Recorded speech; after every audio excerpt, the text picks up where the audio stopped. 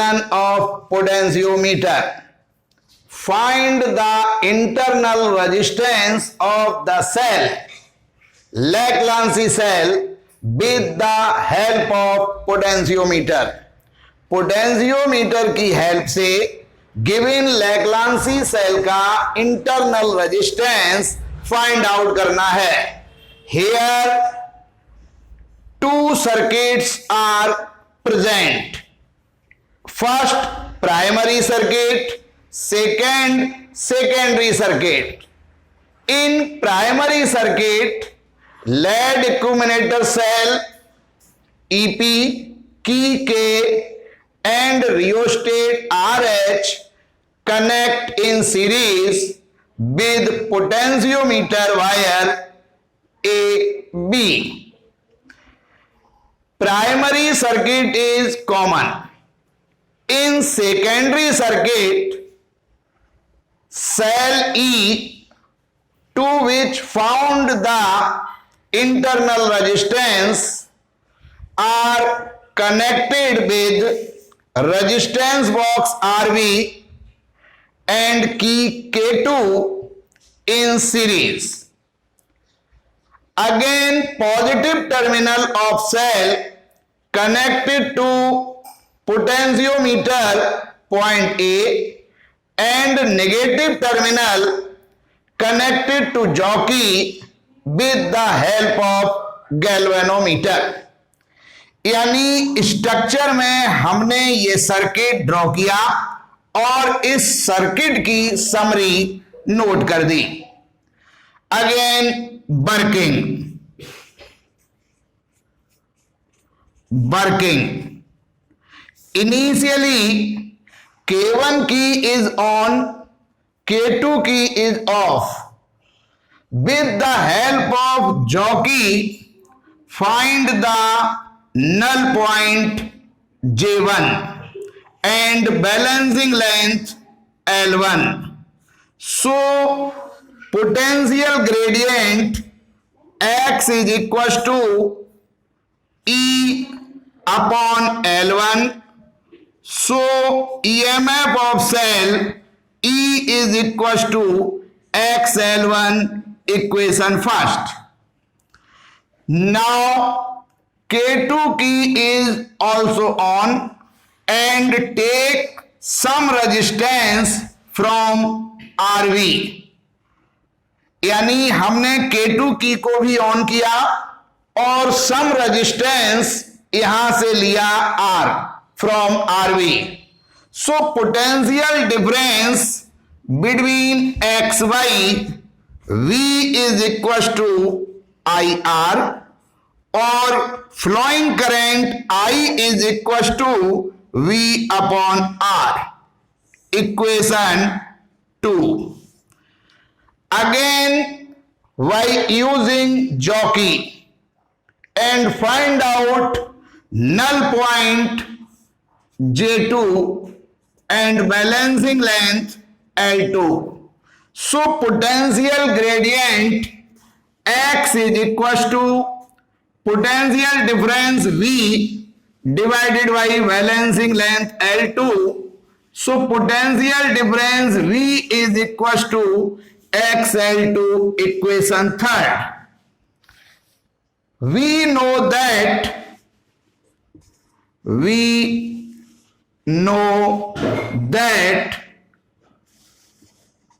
EMF of cell E is equals to I R plus small r.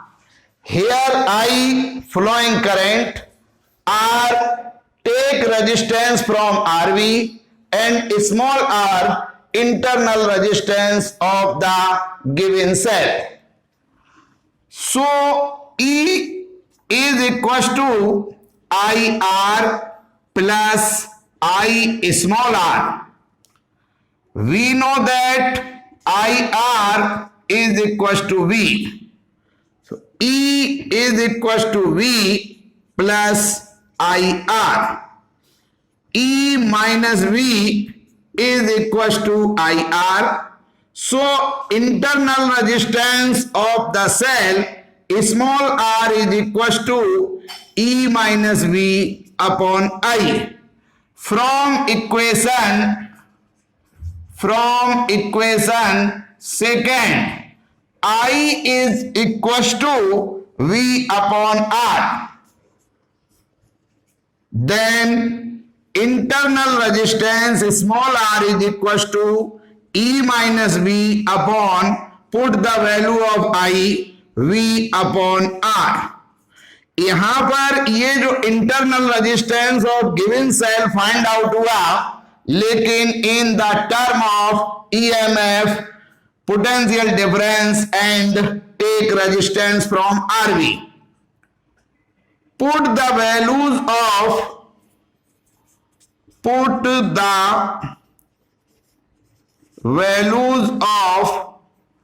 EMF E and potential difference V from equations first and third. First equation में EMF की value और third equation में potential difference की value जो हमने find out की, वो value इस इक्वेशन में पुट करेंगे. Then internal resistance of given cell small r is equal to E की वैल्यू है XL1 माइनस V की value XL2 divided by XL2 और R. So small r is equal to X common लिया, L1 minus L2 upon XL2 into R, या X से X cancel. So internal resistance of the given cell L1 minus L2 upon L2 into R. Its unit is ohm. On experimental L1 L2 find out करेंगे. R यहां पर जो हम use करेंगे वो value होगी, और L1 L2 और R की वैल्यू पुट करते ही हमें उस सेल का इंटरनल रेजिस्टेंस फाइंड आउट हो जाएगा. Some questions related to potentiometer. Question number 1. EMF of a cell is balanced by a length 4 meter on a potentiometer wire. When the a shunt resistance यानी small resistance of 5 ohm is added to the cell, the balancing length is reduced by 1 meter. यानी पहले balancing length 4 metre थी, reduce by 1 metre यानी 3 metre. 4 minus 1. Find the internal resistance of the cell. सबसे पहले जब हमने secondary की जो है सेकेंडरी सर्किट की जब ऑफ रखी, उस समय गिवन है कि बैलेंसिंग लेंथ L1 4 मीटर है. अब जब हमने 5 ओम का शंट रेजिस्टेंस यूज किया from resistance box, then balancing length L2 is equal to reduce by 1 यानी 4 minus 1 इक्वल टू 3 मीटर. और इस समय जो एक्सटर्नल रेजिस्टेंस है वो 5 ओम है. अब हमें इंटरनल रेजिस्टेंस फाइंड आउट करना है. we know that internal resistance of the cell small r is equal to L1 minus L2 upon L2 into R. Put these value. So internal resistance of cell small r is equal to L1 4 minus L2 3 upon 3 or into R 5 ohm. So small r is equal to 4 minus 3 1 by 3 into 5. So internal resistance of the cell small r is equal to 5 by 3. So small r is equal to 3 1 ja 3, carry 2, 3 6 जा 18 2, तो 3 6 जा 18 2 फिर 20, तो 3 6 3 7 जा 21। ये जो हमारा cell है उसका इंटरनल रेजिस्टेंस फाइंड आउट हुआ 1.67 ohm. Next question 2, on connecting a battery in a circuit of external resistance 75 ohm, a current 0.7 ampere flow in the circuit। यानी जब हम जो है एक्सटर्नल रेजिस्टेंस 75 ohm यूज करते हैं तब सर्किट में जो करंट फ्लो होगा उसका मैग्नीट्यूड गिवन है 0.7 ampere. If the resistance is increased to 115 ohm, हमने रेजिस्टेंस इंक्रीज कर दिया to 115 ohm, the current drop 0.5 ampere. उस समय करंट का जो मैग्नीट्यूड है 0.5 ampere. Calculate the EMF and internal resistance of the battery. तो एक तो हमें बैटरी का ईएमएफ और इंटरनल रेजिस्टेंस फाइंड आउट करना है। फर्स्ट कंडीशन हमें कह रहे हैं कि रेजिस्टेंस जो एक्सटर्नल है वो 75 ओम है और उस समय करंट का जो मैग्नीट्यूड है I1 वो 0.7 एम्पियर है। In second condition external resistance R2 is equal to 115 ohm and flowing current I2 is equal to 0.5 ampere. We know that EMF of the cell E is equal to I external resistance plus internal resistance for first case।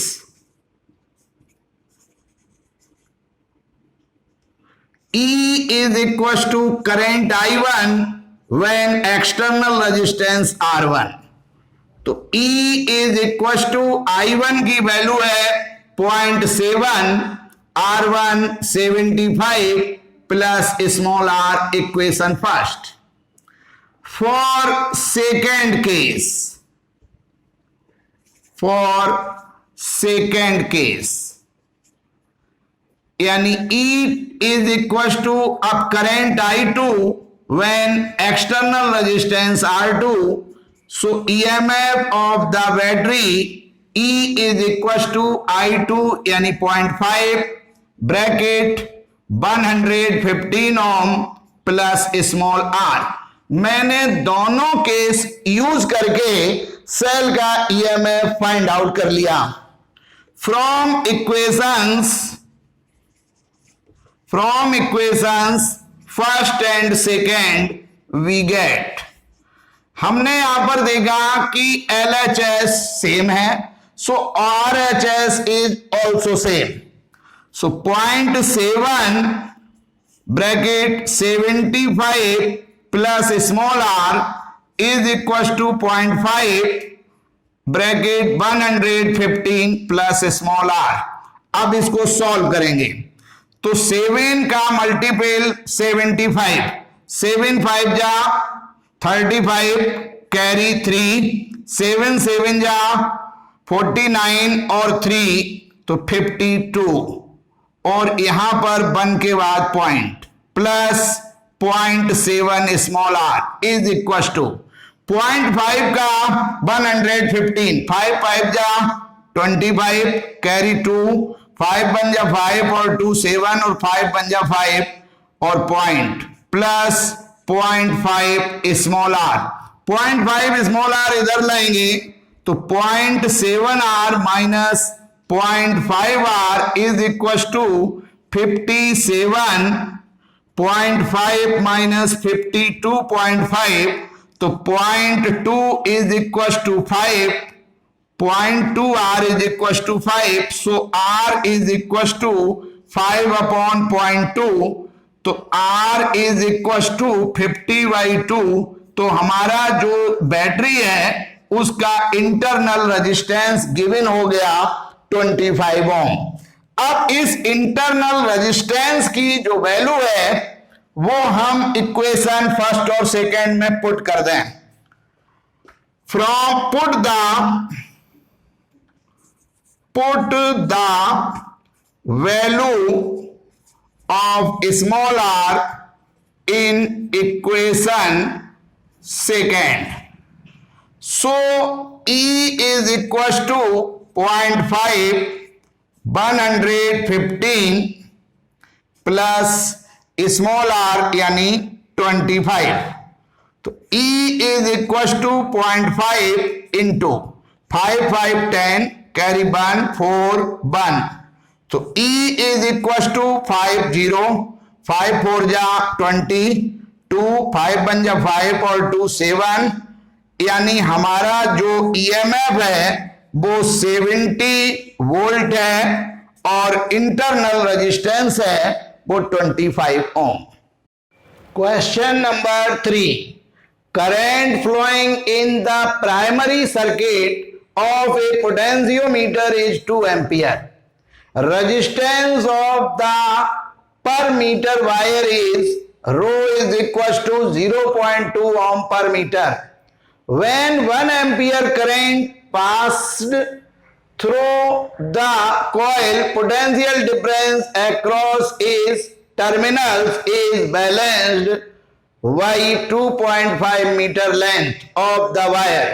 Calculate the resistance of the coil. हमें coil का जो resistance है वो find out करना है। यहां पर current जो है वो 2 एम्पियर है और resistance per centimetre rho is equal to 0.2 ohm per metre given है। We know that potential gradient X is equal to E upon L. Again we know that according to Ohm's law E is equal to I R. So X is equal to I R upon L. Here R upon L is equals to rho, so X is equals to I rho। अब I की value है 2 और rho की value है 0.2। तो हमारा जो X है वो potential gradient X is equals to 0.4 volt per metre. अब मेरे को रेजिस्टेंस निकालना है, तो according to Ohm's law resistance R is equal to V upon I। अब I की वैल्यू तो है 1 एम्पियर। अब पोटेंशियल डिफरेंस फाइंड आउट करना है। So potential difference V is equal to X और जो हमारी लेंथ है तो वो है 2.5 metre XL। Here L is equal to 2.5 meter. So potential difference V is equal to XA 0.4 into length 2.5.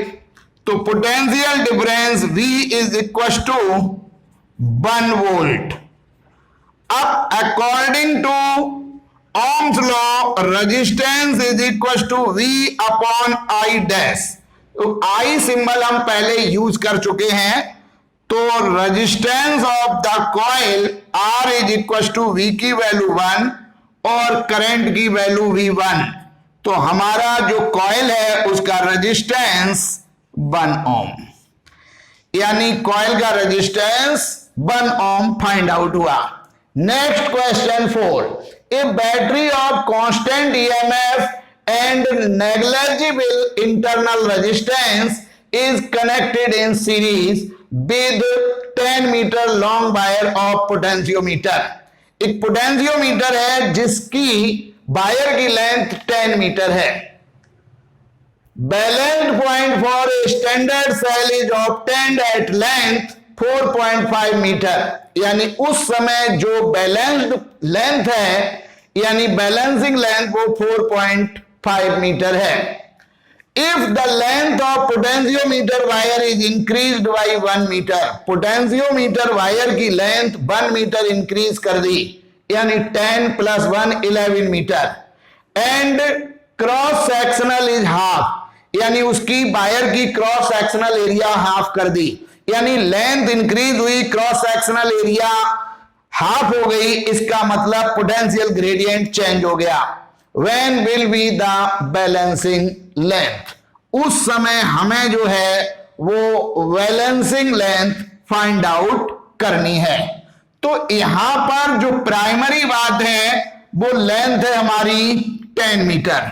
तो जो हमारा पोटेंशियल ग्रेडियंट है x is equal to E upon length हमारी है 10, और यहां पर कह रहे हैं कांस्टेंट ईएमएफ और इंटरनल रेजिस्टेंस नेग्लिजिबल है, तो ई तो कांस्टेंट रहेगा, यानी x1 is equal to E upon 10।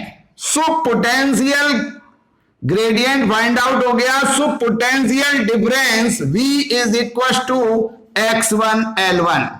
अब L1 हमारा जो है वो है 4.5 मीटर, तो यहां लिख दिया मैंने L1 is equal to 4.5 metre. So V is equal to E upon 10 into 4.5, equation first. अब in second case length of potentiometer wire is increased by 1 and cross sectional is half, so potential gradient x2 is equal to E upon 11, यानी length हमारी 1 metre increase हो गई, 10 + 1 11। अब so potential difference V is equal to x2 L2। अब new length हमारी क्या होगी ये हमें फाइंड आउट करना है। तो V is equal to x2 यानी E upon 11 into L2, equation number second. From equations first and second हमने दोनों इक्वेशन में देखा LHS सेम है तो RHS इज ऑल्सो सेम, तो E upon 10 into 4.5 is equal to E upon 11 into L2। E से E cancel हुए, अब 10 का मल्टीपल L2 यानी 10 into L2 is equal to 11 into 4.5, so L2 is equal to 11 into 4.5 divided by 10, तो then L2 new balancing length L2 is equal to 11 का यहां multiple करेंगे तो 11 5 जा 55 कैरी 5, 11 4 जा 44 और 5 49, और ये पॉइंट हो गया अपॉन 10, तो new balancing length L2 is equal to 4.95 metre. Thanks.